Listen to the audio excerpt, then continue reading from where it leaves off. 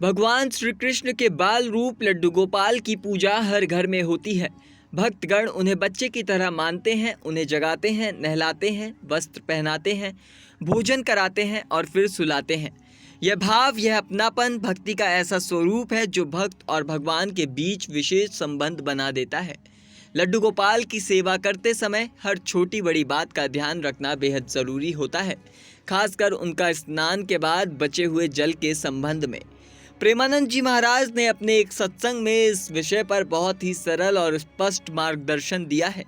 जब किसी भक्त ने उनसे पूछा कि लड्डू गोपाल को स्नान कराने के बाद उस जल का क्या किया जाए, तो उन्होंने दो विकल्प सुझाए, या तो उसे स्वयं पी लें या फिर तुलसी के पौधे में डाल दिया जाए। यह केवल परंपरा या रिवाज नहीं बल्कि भाव का विषय है। भगवान के शरीर को स्पर्श करने वाला जल अब केवल पानी नहीं रह जाता, वह एक पवित्र द्रव्य माना जाता है। ऐसे में उसका सम्मान पूर्वक उपयोग करना ही भक्त का धर्म होता है। अगर घर में तुलसी का पौधा नहीं है, यह जल किसी भी ऐसे स्थान पर नहीं डालना चाहिए जहां लोगों के पैर पड़े।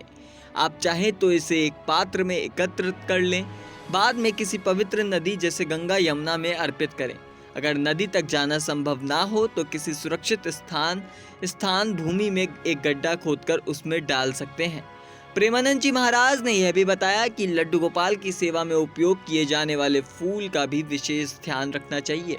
रोजाना जो फूल अर्पित किए जाते हैं उन्हें कचड़े में फेंकना अनुचित है। इन्हें भी किसी पेड़ पौधे के पास या नदी किनारे भूमि में दबा देना चाहिए।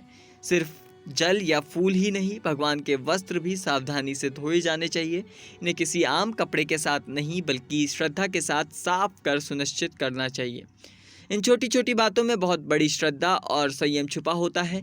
लड्डू गोपाल की सेवा में यही बातें भक्त के मन की सच्ची को प्रकट करती है। केवल पूजा करना ही पर्याप्त नहीं बल्कि सेवा के हर पहलू में भावना और मर्यादा होनी चाहिए। फिलहाल इस जानकारी में इतना ही। आपकी क्या राय है, हमें कमेंट करके ज़रूर बताएं।